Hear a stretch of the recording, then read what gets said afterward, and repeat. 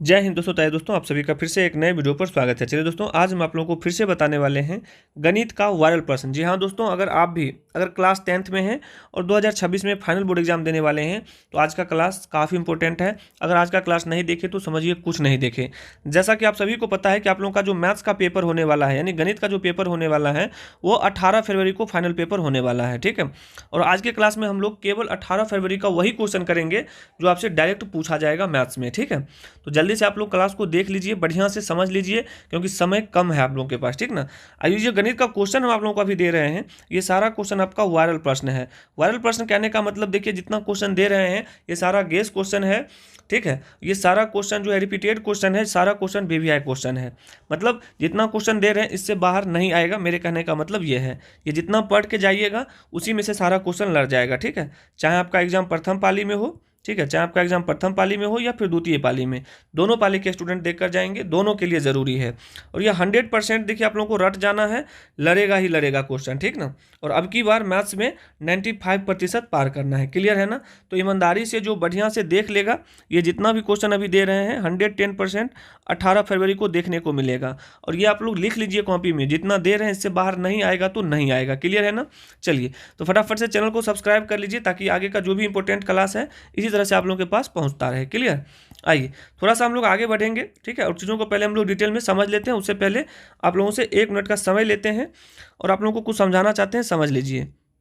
देखिए, जो स्टूडेंट पहले से पढ़े हुए हैं, ऐसा नहीं है कि जो नहीं पढ़े हैं केवल वही क्लास देखते हैं। जो पढ़े हुए हैं उनके लिए ये आप लोगों के पास बहुत ही सुनहरा मौका है रिवीजन का। ठीक है, देखिए होता क्या है कि एग्ज़ाम से पहले जो है ना, बच्चे पढ़ लेते हैं लेकिन एग्जाम के समय में रिवीजन नहीं करते हैं। अभी जो समय आप लोगों के पास, ये गोल्डन समय है। जो पढ़े हुए हैं उनके लिए समय है रिवीजन करने का। रिवीजन करिएगा तभी रिजल्ट बेहतर होगा। अगर रिवीजन नहीं करिएगा और आपको ऐसा लग रहा है कि हम सारा कुछ पढ़े हुए हैं, मेरा बढ़िया पेपर जाएगा, तो फिर देखिए ऐसे में नहीं होता है। ठीक है, तो आप लोग रिवीजन ज़रूर कर लीजिए। बाकी जो स्टूडेंट नए हैं, एक एक क्वेश्चन को बढ़िया से देख लीजिए। सबको पता है फाइनल पेपर 18 फरवरी को होने वाला है मैथ्स का। ठीक है, और ये जितना भी क्लास में दे रहे हैं एकदम 100% लड़ने वाला क्वेश्चन दे रहे हैं। ठीक है, तो फटाफट से देख लीजिए। बाकी किन्हीं को कोई डाउट हो तो अपना ये व्हाट्सएप नंबर है 9798760062, इस पर व्हाट्सएप मैसेज करके अपना जो 10th का ग्रुप है बना हुआ वो ज्वाइन कर लीजिए, ताकि एग्जाम के समय में जो भी खास चीज़ हो आप लोगों के लिए, आप लोगों को टाइम टाइम पर मिलता रहे। ठीक है, चलिए, तो ज़्यादा समय अब नहीं लेंगे। अब हम लोग डायरेक्ट अपने क्वेश्चन पर आते हैं और डायरेक्ट हम लोग क्वेश्चन को सॉल्व करेंगे। पेन कॉपी लेकर बैठिएगा। ठीक है, क्योंकि इसमें आप लोग मैथ में जानते हैं कि क्वेश्चन को ऑब्जेक्टिव हो या सब्जेक्टिव बनाना ही पड़ता है। तो भाई उससे पहले आप लोग पेन कॉपी लेकर बैठ जाइए। जो भी इंपॉर्टेंट चीज़ है आप लोग नोट करते रहिएगा। देखिए, सबसे पहले जो आपका खंड ओ आएगा उसमें वस्तुनिष्ठ प्रश्न रहेगा, जिसे हम लोग ऑब्जेक्टिव बोलते हैं। ठीक है, अब आप लोग आराम से देखिए, 100 ऑब्जेक्टिव आएगा और किन्हीं 50 प्रश्नों का ही उत्तर लगाना है। ठीक है, किन्हीं 50 प्रश्नों का ही उत्तर लगाना है। तो आप लोग निश्चिंत रहें, आपका 50 नंबर जो है ना कोई नहीं लेकर जाएगा, आपका रखा हुआ है। ठीक है, चलिए, आपका 50 नंबर जो है ये रखा हुआ है। क्लियर। चलिए, अब हम लोग आते हैं अपने क्वेश्चन पर और बताइए क्वेश्चन का आंसर क्या होगा। पहला क्वेश्चन कह रहा है कि 0.49 के ऊपर रैंकरिंग है को कह रहा है पी वाई क्यू के रूप में लिखा जा सकता है। बताइए क्या लिखा जा सकता है, कैसे लिख सकते हैं। देखिए बहुत ईजी है। ये 4 दशमलव क्या है, 49, इस पर रैंकरिंग है।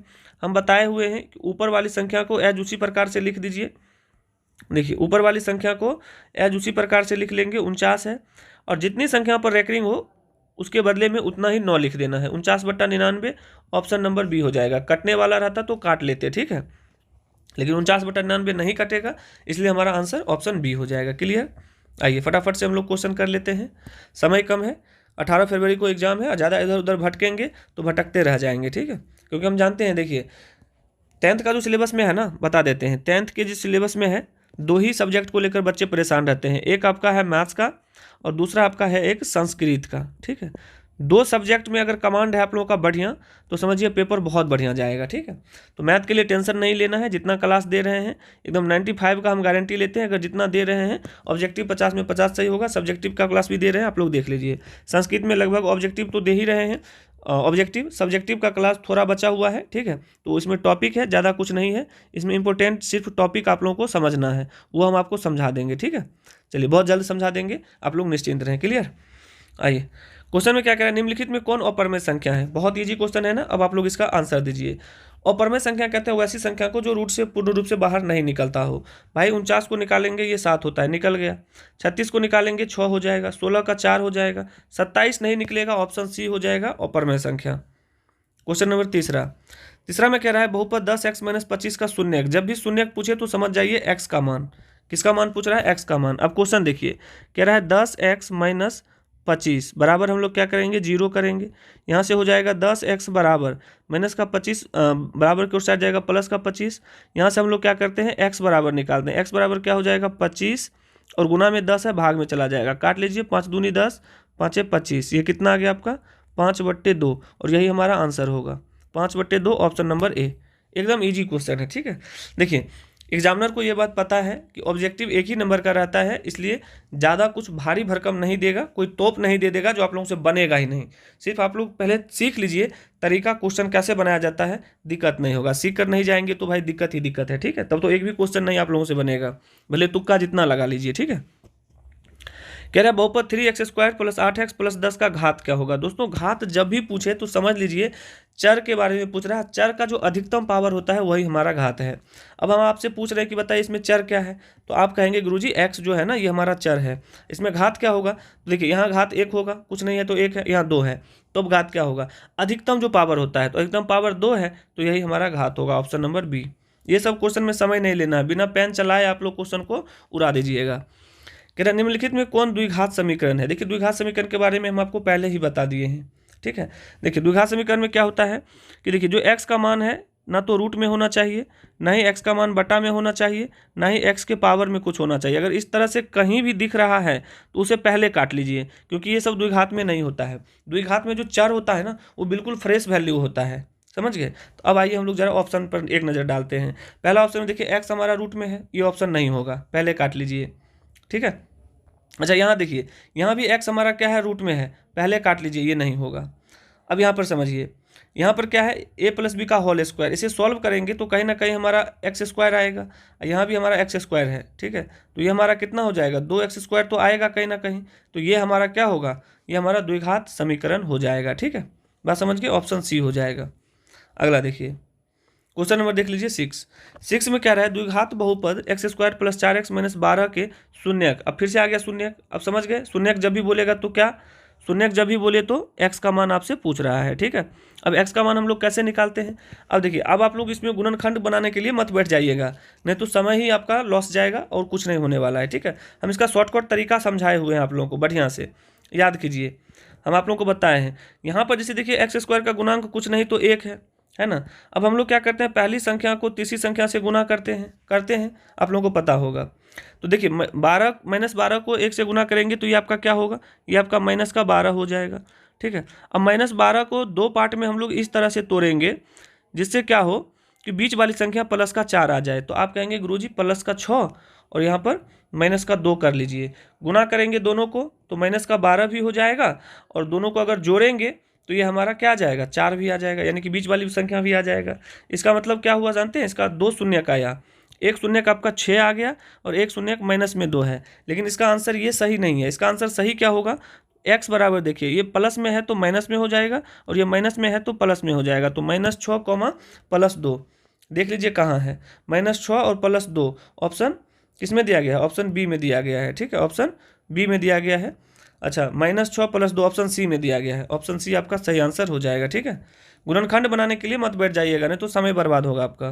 क्वेश्चन 7 कह रहा है यदि किसी द्विघात बहुपद px = 6x² - 7x - 3 के शून्यक अल्फा बीटा हो तो अल्फा प्लस बीटा क्या होगा। सबको पता है अल्फा प्लस बीटा, ये भी अल्फा प्लस बीटा ही है, फॉर्मूला होता है -b/a, ठीक है। अब समझिए यहाँ पर जो दिया गया है, यहाँ पर ABC का मान क्या होगा, तो B का मान जो होता है जो x का गुणांक है, तो पहले से इसमें माइनस में है, फॉर्मूला में माइनस में, तो प्लस में हो जाएगा। A का मान क्या होगा, x² का गुणांक 7/6, ऑप्शन ए जो है आपका सही हो जाएगा। बताइए कोई तोप है, कोई तोप नहीं है, एकदम बिल्कुल इजी क्वेश्चन है, ठीक है। आप लोग इस तरह से कर सकते हैं, बस 1-2 बार जो है आपको रिवीजन करना है। रिवीजन नहीं करेंगे, केवल क्लास देख रहे हैं, आँख खुला हुआ है, हो जाएगा तो होते रह जाएगा। पेन कॉपी लेकर बैठिएगा, खुद से बनाइएगा, आता है फिर भी बनाइए, तब जाकर आपका सही होगा। कह रहा निम्नलिखित में से कौन द्विघात बहुपद है जिसके शून्यक 0 और 5 है। अब कह रहा कौन द्विघात बहुपद है, दो शून्यक दिया गया है, याद कीजिए हम बताए हुए हैं जब दो शून्यक दिया रहे, दो शून्यक का मतलब क्या हो गया, देखिए एक तो x बराबर 0 है और एक x बराबर क्या है 5 है। और याद कीजिए हम बताए थे कि जो हमारा शून्यक होता है x का मान, उसी को हम लोग अल्फा कहते हैं और उसी को हम लोग बीटा कहते हैं। जो x का शून्यक होता है ना वही हमारा अल्फा और बीटा भी होता है, ठीक है। अब देखिए सबसे पहले हम क्या कर लेते हैं, अल्फा प्लस बीटा निकाल लेते हैं। तो अल्फा प्लस बीटा निकालेंगे तो क्या होगा, अल्फा 0 है बीटा 5 है तो ये हमारा 5 हो जाएगा। उसके बाद हम लोग निकालेंगे अल्फा इंटू बीटा। अब अल्फा इंटू बीटा करेंगे 0 गुना 5 करेंगे तो 0 हो जाएगा। अब आप लोग सोच रहे होंगे कि गुरुजी हम लोग ऐसा क्यों किए हैं, तो देखिए इसके पीछे का कारण क्या है समझ लीजिए। हम जब भी द्विघात बहुपद की बात करते हैं ना तो इसके लिए हम लोग एक फॉर्मूला लगाते हैं और वो फॉर्मूला क्या है समझ लीजिए। वो फॉर्मूला है हमारा x² minus alpha plus beta into x plus alpha into beta बराबर 0 भी होता है, ठीक है। अब इसीलिए किए, अब इसमें देखिए दो चीज़ है, अल्फ़ा प्लस बीटा और अल्फ़ा इंटू बीटा, इसलिए हम पहले निकाल लिए हैं। अब ये बात आप लोगों को कैसे पता चलेगा, तो जब आप लोग क्वेश्चन को बार बार बनाएंगे, जब बार बार क्वेश्चन को रिवीजन करेंगे क्वेश्चन का, तो आप लोगों को ये चीज़ पहले माइंड में बैठ जाएगा, ठीक है। अब देखिए यहाँ से क्या चीज़ सारा कुछ दिया गया है, जैसे x² minus alpha plus beta कितना है 5x, इधर क्या हो जाएगा अल्फ़ा इंटू बीटा 0 बराबर 0 हो जाएगा। तो ये आपका हो गया फाइनली x² माइनस 5x, यही हमारा होगा आंसर। x² माइनस 5x देख लीजिए ऑप्शन बी में दिया गया है या नहीं, तो ऑप्शन बी आपका सही आंसर हो जाएगा। तो इस तरह से आप लोग नोट करते चलिएगा ना तो फिर दिक्कत नहीं होगा।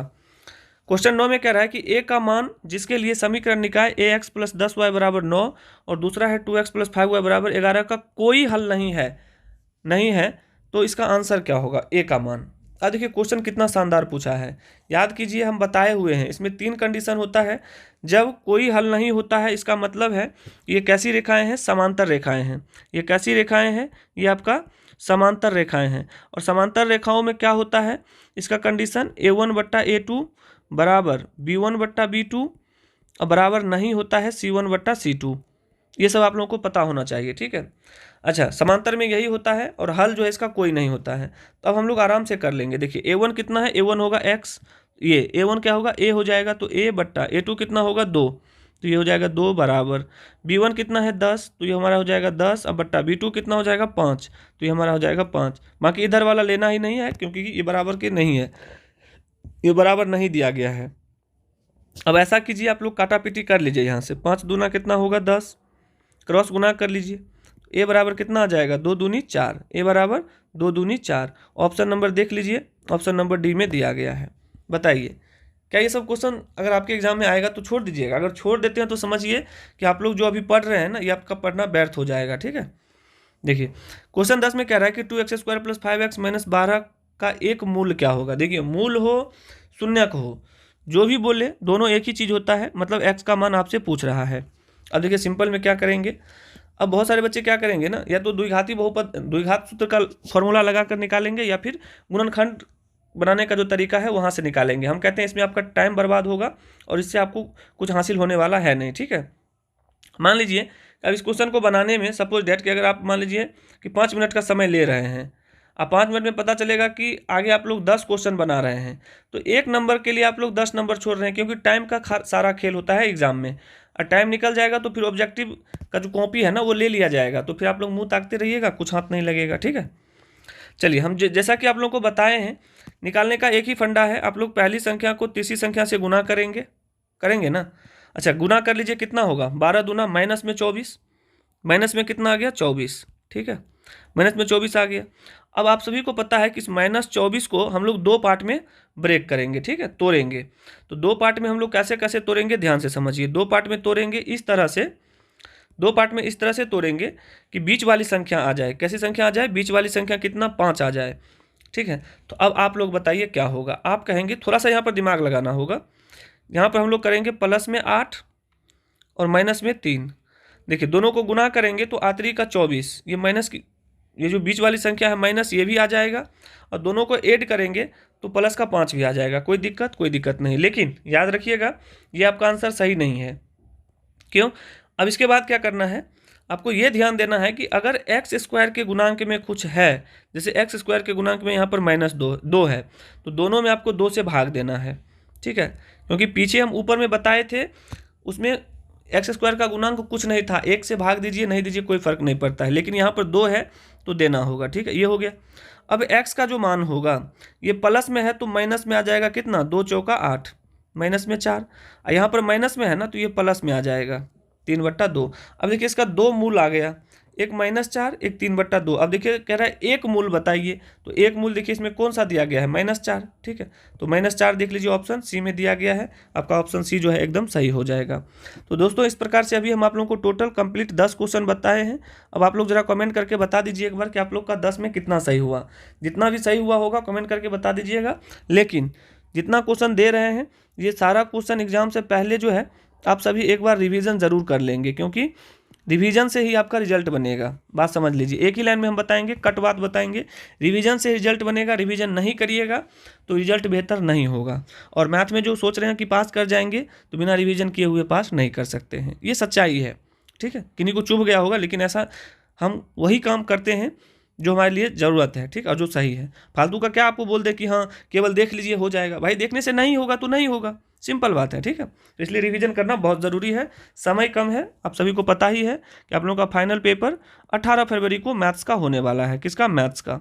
एकदम 100% ऑब्जेक्टिव जो दे रहे हैं लड़ने वाला है। एक नज़र अगर देख लीजिएगा तो आपके अंदर जो भी परेशानी है वो सारा खत्म हो जाएगा। ठीक है, बाकी क्लास को जितना हो सके अपने सभी दोस्तों में शेयर जरूर कर दीजिए, शेयर करना ज़रूरी है।